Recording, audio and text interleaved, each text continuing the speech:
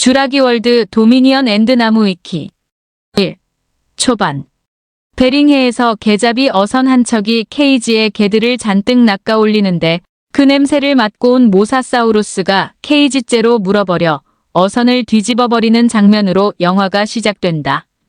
전편에서 전 세계로 퍼져나간 공룡들에 의해 세상이 별별 일들을 겪는 장면과 공룡 밀수가 문제시되고 있는 장면, 메이지 로구드가 복제인간이라는 장면, 그 틈을 타 바이오신이 공룡연구소와 공룡보호구역을 만들고 루이스 도지슨이 공룡들의 신경계와 면역체계를 연구하여 인류의 질병을 치료할 수 있는 신약 개발을 추진 중이라는 이야기가 뉴스로 나온다.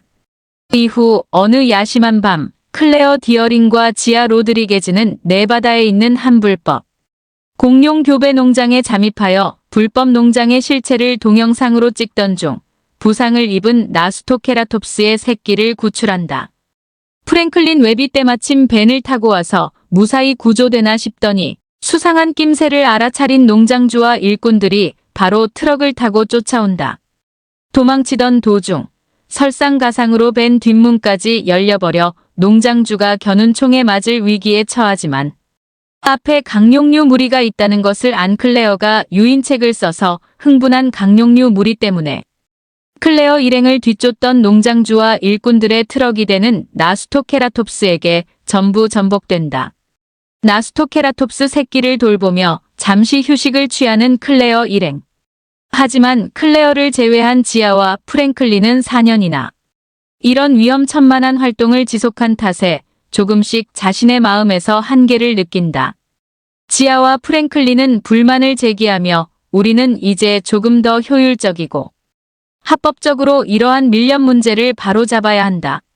며 계속 이런 식으로 활동하면 우리가 오히려 범법자로 몰린다. 고 주장한다.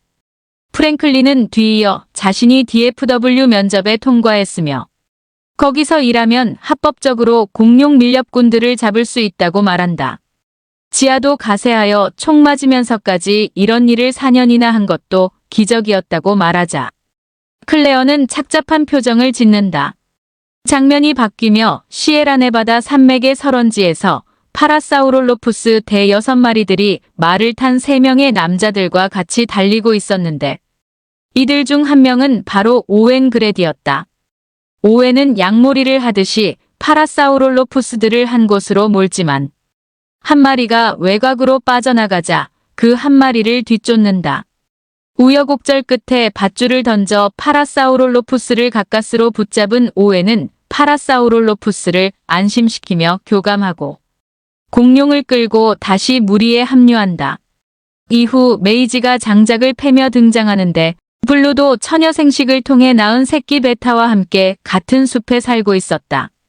전편에서 10살 꼬마였던 메이지는 4년이라는 시간 동안 성장하여 어느덧 14살 청소년이 되어 있어서 외모나 말투, 외형이 많이 성숙해져 있었다. 메이지는 복제인간으로 찍혀 추격을 받고 있었기 때문에 오웬과 클레어는 다리 너머의 마을로 나가는 것을 막으려 한다. 그러다 오웬이 바이오신 측의 인물 레인 델라코트가 베타를 납치하는 것을 보게 되어 막으려고 나간 사이 메이지도 몰래 나간다. 오웬을 따돌린 레인은 다리에서 소요나 산토스를 만나게 되고 메이지도 납치해 메이지의 자전거를 강에 던져버린다. 2. 중반 한편 미국 남서부에서는 거대한 메뚜기가 때를 이루며 농장들을 초토화시킨다. 엘리 세틀러 박사는 대학원생 둘과 함께 이를 조사하러 왔다가 바이오신의 종자들만 메뚜기들이 약탈하지 않은 것을 이상하게 여기고 살아있는 메뚜기 표본의 검증을 위해 앨런 그랜트를 찾아간다. 바이오신이 이탈리아에 만든 보호구역에서 일하는 이안 말콤에게 초대받은 엘리는 앨런과 함께 바이오신 보호구역으로 간다. 루이스 도지스는 자신이 신임하는 홍보팀 직원인 램지콜이 그들의 안내를 맡을 것이라 말하고 인사하고 떠난다. 바이오신 직원들에게 특강을 하던 이안은 앨런과 엘리를 보자 매우 반가워하고 일부러 커피를 주문해 소음으로 도청이 불가능한 상황을 조성한 후 엘리에게 몰래 메뚜기에 관한 일과 메뚜기 연구를 하는 지하 연구실의 호수를 알려주고 VIP 패스도 넘겨준다. 한편 도지스는 헨리 우 박사와 만나 메뚜기 프로젝트에 대한 언쟁을 벌인다. 우 박사는 선사시대 DNA로 인해 메뚜기가 예상외로 너무 강해졌고 이대로는 세상이 멸망한다며 프로젝트를 중단해야 한다고 주장하지만 도지스는 이를 무시한다. 또한 메이지와 베타가 필요하다는 것을 요청한 것이 우 박사임이 밝혀지며 도지스는 자신에게 메이지 관련된 일은 모두 보고하라고 명령한다. 오웬과 클레어는 CIA 요원이 된 프랭클린의 도움으로 몰타의 수도 발레타에 큰 공룡 암시장이 있다는 정보를 듣는다. 발레타에 도착한 오웬과 클레어는 쥬라기 월드 이후 DGSE에 들어간 베리 샘벤을 다시 만나 암시장을 기습할 작전 설명을 듣게 되고 암시장으로 잠입한 오웬은 밀렵군을 찾고 클레어는 케일라를 만난다. 이후 DGSE의 배송 저지 작전이 시작되었지만 배송 물품은 메이지가 아닌 아트로키랍토르 4마리였다. DGSE의 기습은 예정대로 진행되지만 암시장은 카르노타우루스와 알로사우루스, 바리오닉스 같은 대형 육식 공룡까지 풀려나며 엉망이 된다. 베리와 DGSE 요원들은 아트로키랍토르를 태운 트럭을 추격해 붙잡는 데 성공하지만 밀수업자들이 최후의 발악으로 아트로키랍토르들을 풀어버리며 DGSE 요원 대부분이 죽고 베리는 오웬의 도움으로 겨우 살아남는다. 클레어는 산토스를 쫓아 혈투를 벌인 끝에 바이오신에게 메이지를 넘겼다는 사실을 듣게 되지만 직후 아트로키랍토르들 중 타이거의 표적으로 찍혀 가정집 몇 채를 뛰어넘으며 쫓기는 도중 케일라의 도움을 받아 추격을 뿌리치는 데 성공하고 비행기에 올라탄다. 아트로키랍토르를 운반하던 트럭으로 돌아온 소요나 산토스는 베리가 권총을 겨누며 체포했지만 그 와중에 오토바이를 탄 오웬을 레이저로 지목해 아트로키랍토르인 고스트와 판테라가 추격하게 한다.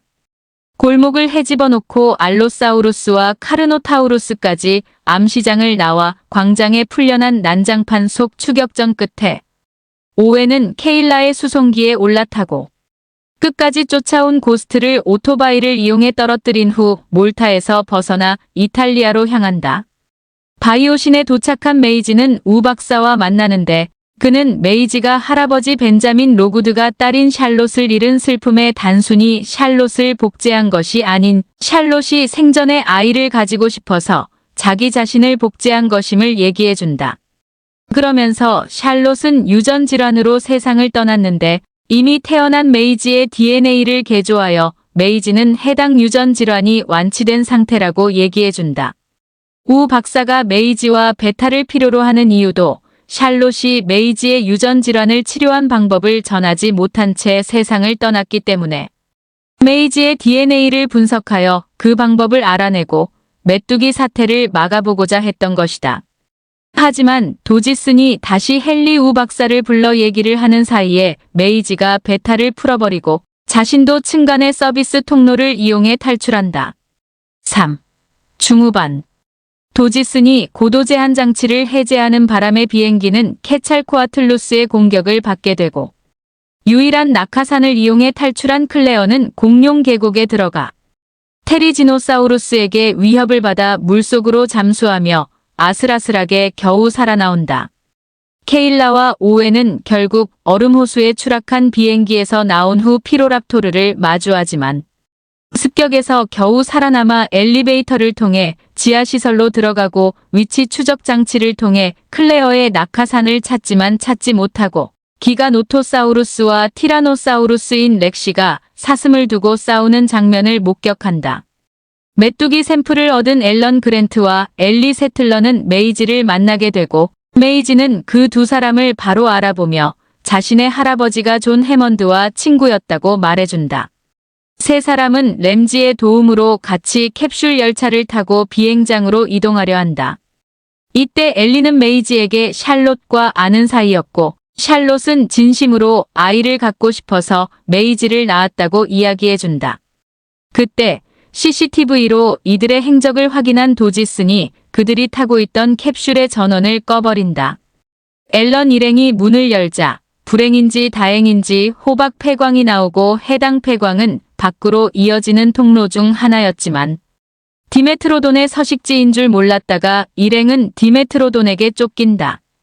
도지슨에게 앨런과 엘리에게 키를 건네는 게 걸려버린 이안은 도지슨에게 해고.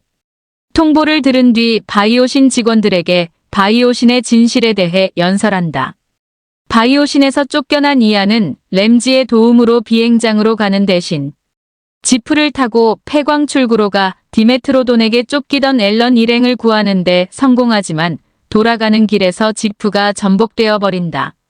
우연의 일치인지 지프가 굴러떨어진 곳은 오웬과 클레어가 있던 감시 초소 부근이었고 그렇게 해서 오리지널 쥬라기 공원 주인공들과 쥬라기 월드 3부작 주연들이 드디어 함께 모두 한자리에 모여 역사적인 첫 대면과 함께 총집합하는 명장면이 나온다.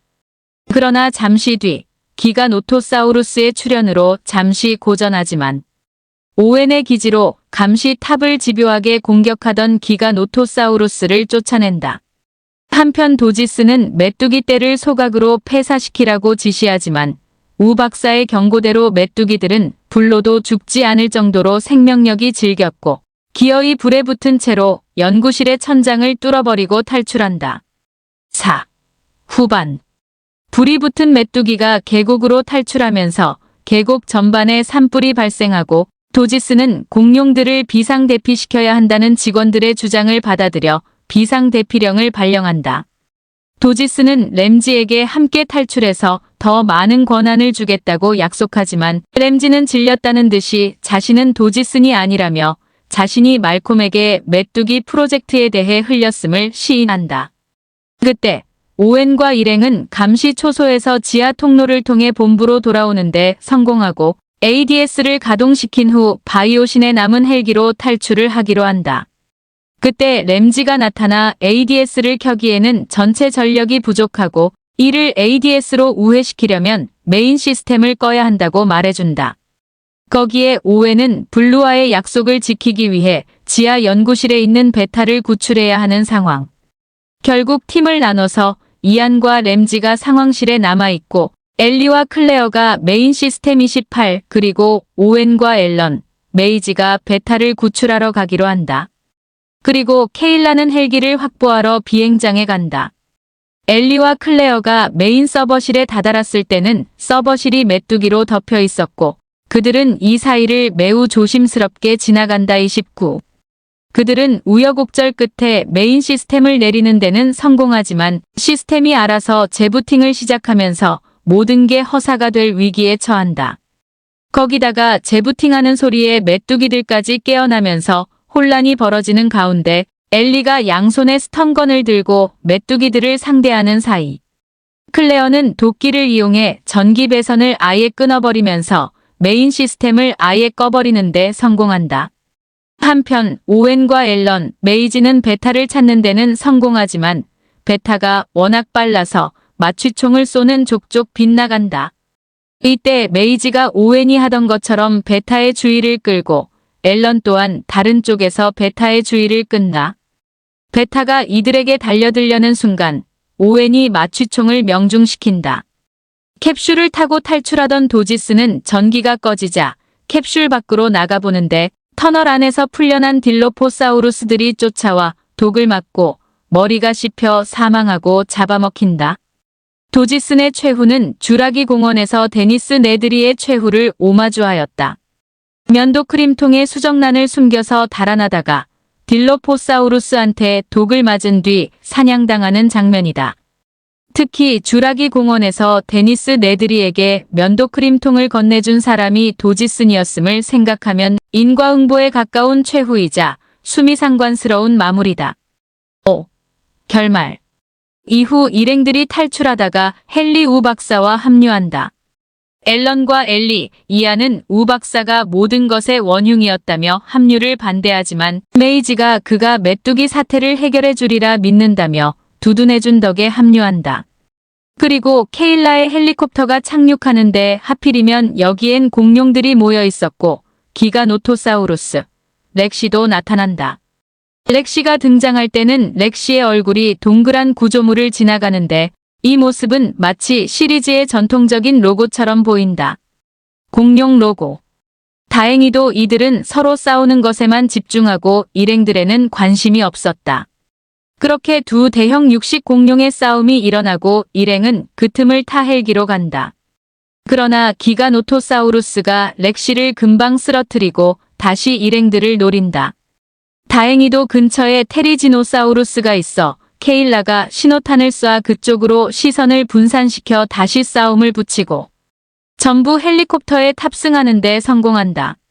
그리고 헬리콥터의 서치라이트로 렉시를 눈을 클로즈업하여 보여주는데 잠깐 기절해 있었을 뿐 죽지 않았고 다시 일어나 테리지노사우루스와 함께 기가노토사우루스를 향해 서로 포효하며 기가노토사우루스를 포위한다. 렉시가 테리지노사우루스를 향해 기가노토사우루스의 목을 물고 밀치자 밀쳐진 기가노토사우루스는 테리지노사우루스의 앞발톱에 그대로 몸이 관통당해 즉사한다. 그리고 승리한 기쁨을 취하듯이 서로 허공을 향해 포효함과 동시에 하늘에서 천둥번개가 친다. 그렇게 모든 사건이 수습되고 오웬, 클레어, 메이지는 베타를 블루에게 보내준다. 헨리 우 박사는 유전자를 조작한 초대형 메뚜기를 동족들에게 풀어주고 바이오신에 대한 조사가 시작되며 공룡들이 모여 사는 곳은 유엔이 국제관리구역으로 지정해 보호하기로 결정한다. 그리고 공룡들이 현 시대에 사는 동물들과 서로 어우러져 공존하며 사는 모습을 보여준다.